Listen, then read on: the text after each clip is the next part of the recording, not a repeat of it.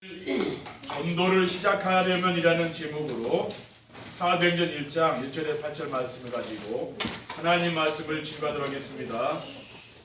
주위에 계신 성도님들에게 축복의 인사를 하겠습니다. 참 행복해 보이십니다. 참 행복해 보이십니다. 금년에도 세상을 행복하게 만드는 해피 바이러스로 살아갑시다. 금년에도 세상을 행복하게 만드는 해피 바이러스로 살아갑시다.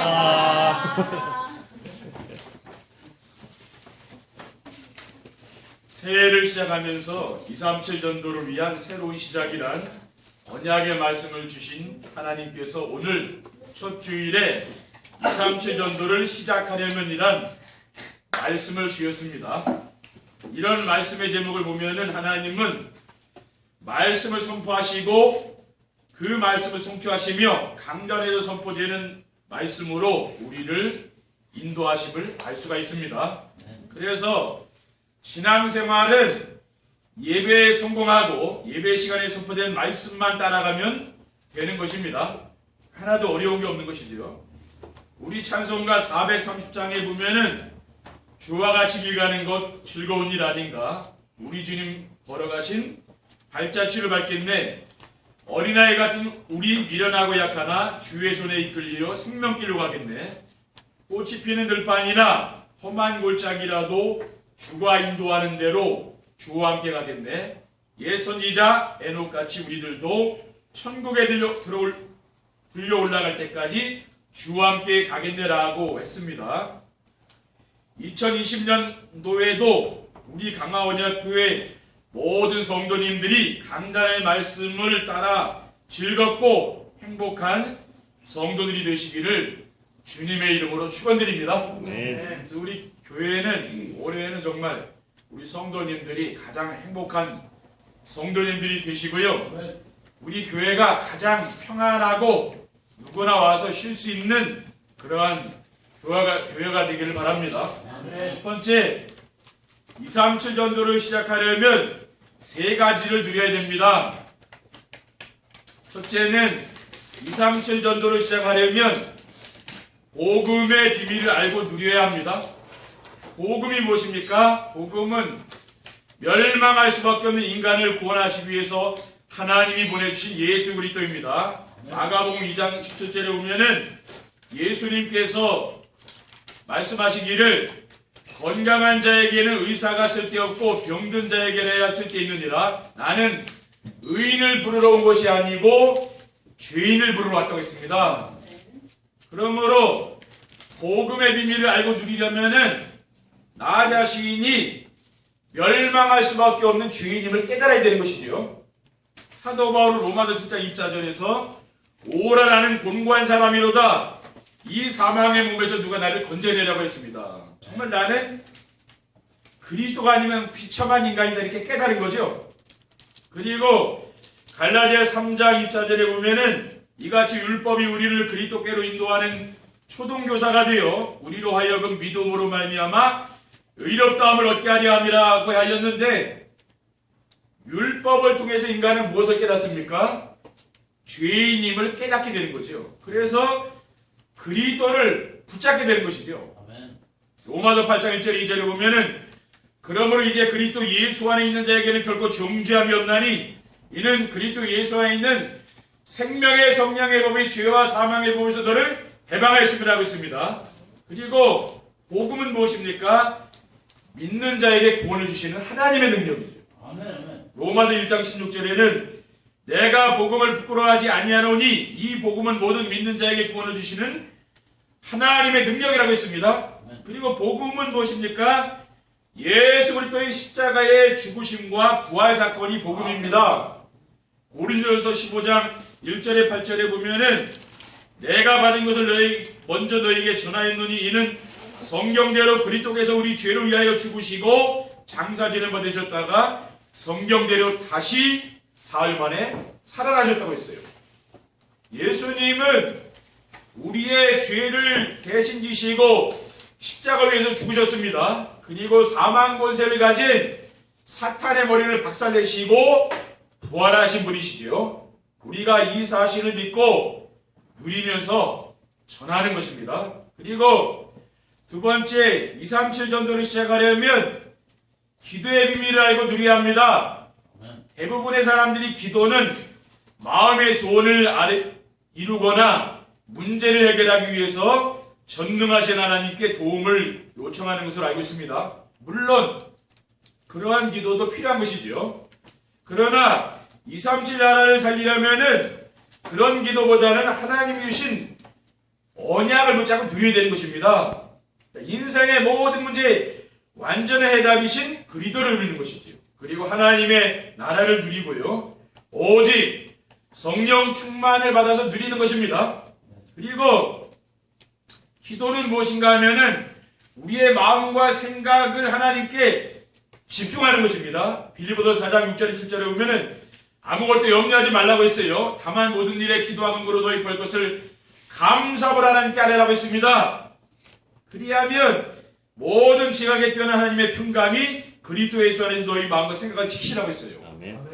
그리고 기도는 나는 죽고 그리스도가 내 삶의 주인이 되게 하는 것이지요.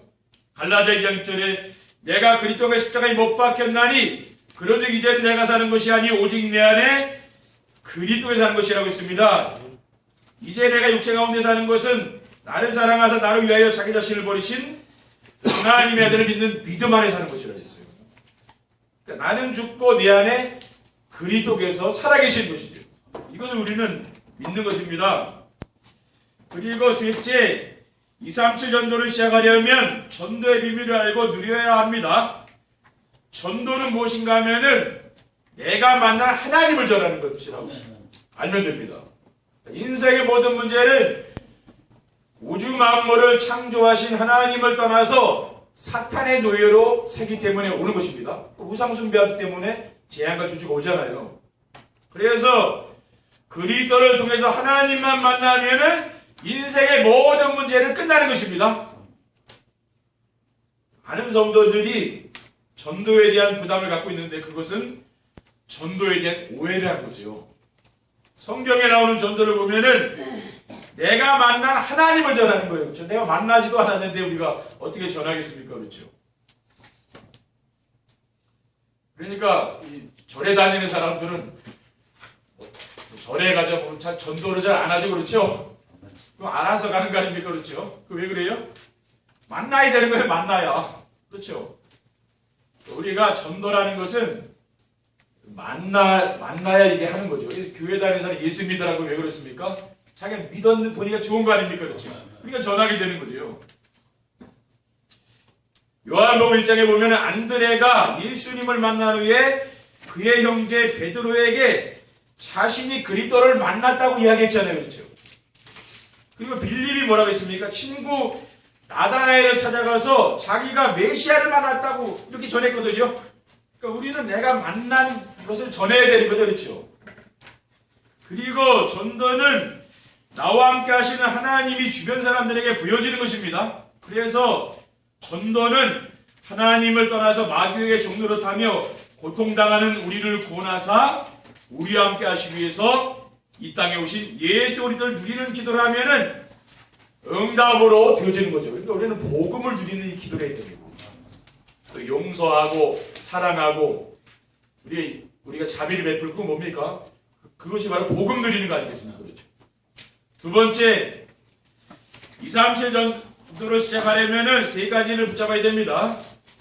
먼저 갈보리산 언약인 그리스도를 붙잡아야 되는 거죠. 그래야 우리가 237 전도를 할 수가 있는 거예요.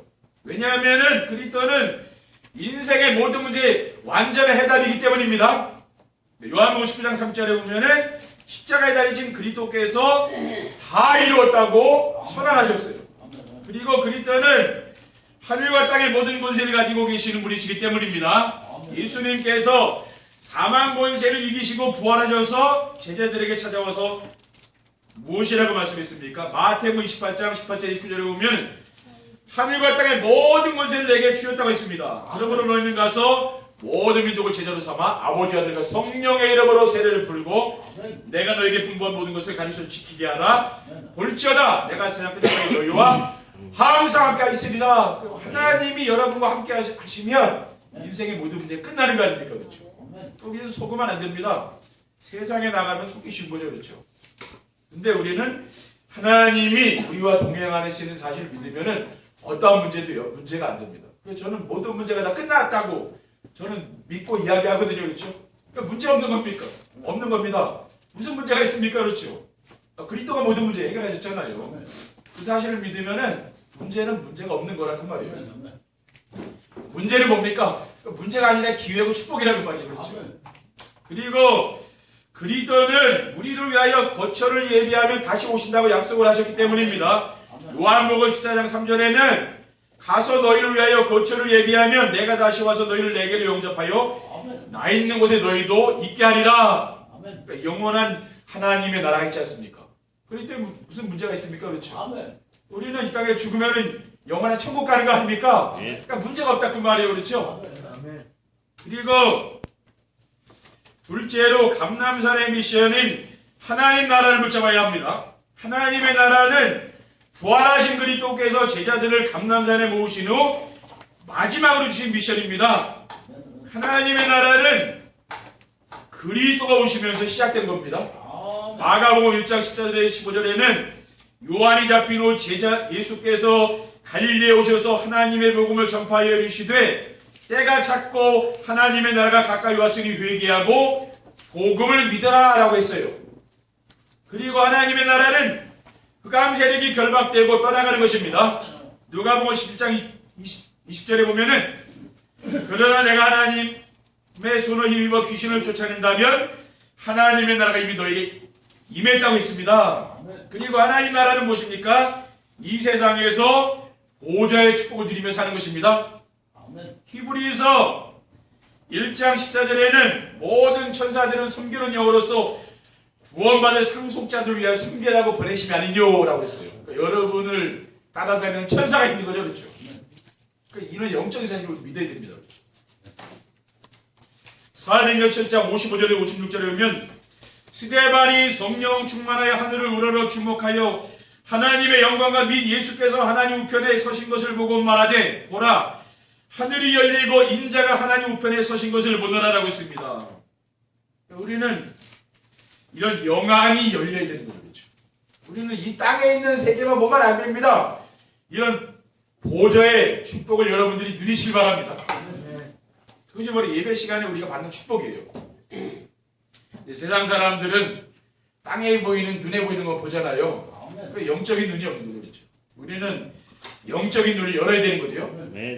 그리고 셋째, 마가다락방에 역사하신 성령 충만을 붙잡아야 합니다. 마가다락방에 임한 불과 같은 바람 같은 성령 충만은 이 세상 그 무엇에도 막을 수가 없다고 말이에요. 그 사도행전 2장에 나오는 오순절날에 그 마가다락방에 성령 충만이 있지 않습니까? 그들이 다 같이 한 곳에 모였다니까 예배하는 자리에 성령 충만이 임한 거죠. 아무 데나 성령이 임하는 게 아닙니다.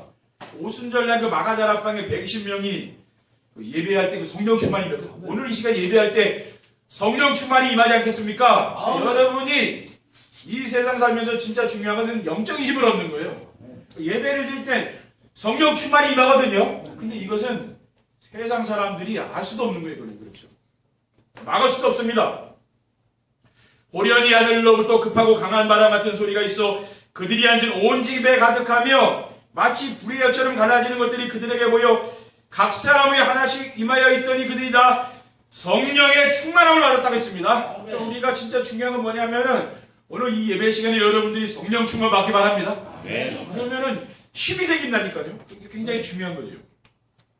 그리고 성령 충만 받으면은 자신의 무능과 환경을 극복할 수 있습니다. 빌립보서 4장 11절에 12절에 보면은 내가 궁핍함으로 말하는 것이 아니니라 어떠한 형편에든지 나는 자족하기를 배웠노니 나는 비천에 처할 줄도 알고 풍부에 처할 줄도 알아 모든 일 곧 베풀음과 배고픔과 풍부와 궁핍에도 처할 줄 아는 일체의 비결을 배웠다고 했습니다. 내가 능력 주시는 자 안에서 내가 모든 할 수 있다고 했거든요. 그러니까 여러분 우리가 가진 게 없어도 그거 늘 만족하면 돼요. 그렇죠? 복음 때문에 내가 만족하고 복음이 나의 모든 것이 되면 됩니다. 그러면은 아무 문제가 안 되는 거죠. 그렇죠? 그리고 오직 성령 충만으로만 세계복음만 이룰 수 있는 것입니다. 아멘. 사도행 1장 4절에 보면 사도와 함께 모이사 그들에게 분부하여 이르시되 예루살렘을 떠나지 말고 내게서 들은 바 아버지께서 약속하신 것을 기다리고 있어요. 오직 성령이 너에게 마시면 너희가 권능을 받고 예루살렘과 유대와 사마리아 땅까지 이르러 내 증인되리라. 그러니까 이 세계복음화는 우리의 힘과 능력으로 되는 게 하신 건 뭡니까? 하나님의 능력으로 되는 것이죠. 그래서 성령 충만 받으면 되는 거예요. 아멘. 그러면 어떻게 됩니까? 하나님이 237 나라 복음화를 하시는 거죠. 그렇죠? 아멘. 그러니까 여러분들이 올 한해 237 전도의 새로운 시작이 되는 귀한 축복을 누리시길 바랍니다. 아멘. 세 번째, 237 전도를 위한 세 가지를 붙잡고 누리게 되면 어떻게 됩니까? 자신의 수준이나 상황이 아무 문제가 되지 않습니다. 대부분의 사람들은 자기 수준과 환경에 매여 사는 거죠. 그렇죠? 아멘. 그래서 자신이 감당할 수 없는 일이 생길까봐 두려워하고 염려없이 걱정을 하는 거 아닙니까?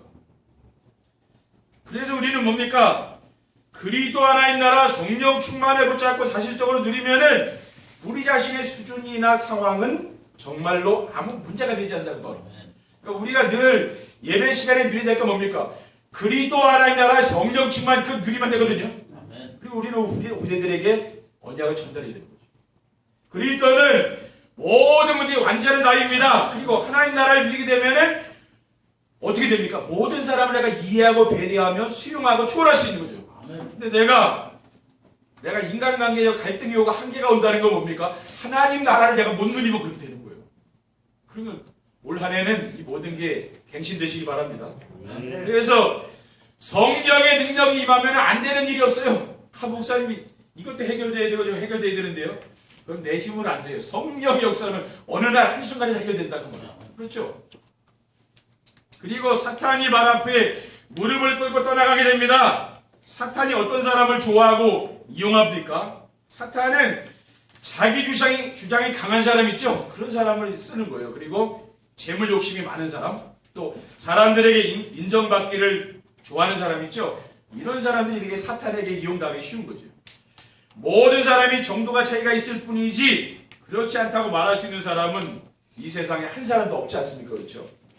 그런데 그리스도와 하나님 나라를 누리며 성령 충만을 누리며 살게 되면은 이러한 것들이 세상을 멸망시키려고 사탄이 만들어 놓은 함정과 올무와 틀이라는 사실이 발견되는 거죠. 자기중심, 물질중심, 성공중심. 이게 사탄의 함정과 틀 아닙니까? 이게 깨달아지면서 이런 것이 이제 가치 없게 되고 내가 그리스도가 내 인생에 가치가 있게 되는 거예요. 이렇게 사람이 바뀌는 거예요. 그러니까 인생이 행복해지는 거예요. 그렇죠? 저는 그렇게 변하더라고요. 그러면은 사탄이 감당할 수 없어서 결국은 떠나가게 되는 거죠. 내가 너무 사탄이 좋아하는 사람이 되면 어떻게 되겠습니까?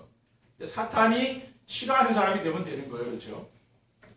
그래서 생명운동과 제자가 세워지게 됩니다. 사람은 누구나 좋아하는 것이 있으면 자랑하게 되죠. 그런데 그리스도 하나님 나라 성령 충만보다 더 좋은 것은 세상에 없는 것입니다. 여러분 이게 제일 좋으면 돼요. 그래서 정말 그리스도 하나님 나라와 성령 충만을 누리게 되면은 내가 주변 사람들을 만나면 자랑하게 돼. 왜? 그리스도 하나님 나라 성령 충만 이게 좋으니까 자랑하게 되는 거 아니에요. 그렇죠? 다른 걸 자랑하지 않는 거죠. 그리고 주변 사람들이 보면은 부러울 만큼 평안하고 행복합니다. 왜? 그리스도 하나님 나라 성령 충만 누리니까 평안할 거 아닙니까? 행복하죠. 그렇죠? 그게 사람이 바뀌는 거예요. 그러니까 우리가 할 수 있는 건 뭡니까? 강단에서 선포되는 말씀을 하나님이 나에게 주는 말씀으로 믿고 순종하며 사는 것밖에 없다는 거예요. 다른 건 없는 거예요.